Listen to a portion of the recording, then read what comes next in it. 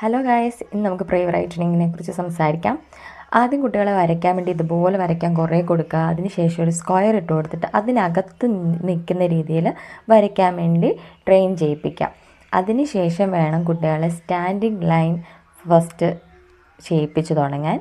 അതിനുശേഷം sleeping line, അത് ഇങ്ങനെ ഡോട്ട് ഇട്ട് കൊടുത്തു കഴിഞ്ഞാൽ അവർക്കിങ്ങനെ വരയ്ക്കാൻ വേണ്ടി പറഞ്ഞു കൊടുത്തു കഴിഞ്ഞാൽ അവരത് ചെയ്തോളും.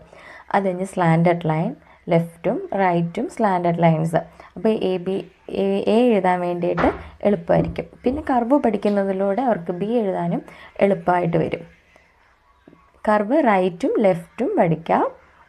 അത് കഴിഞ്ഞ ശേഷം അപ്വേർഡ് കർവ്, ഡൗൺവേർഡ് കർവ്,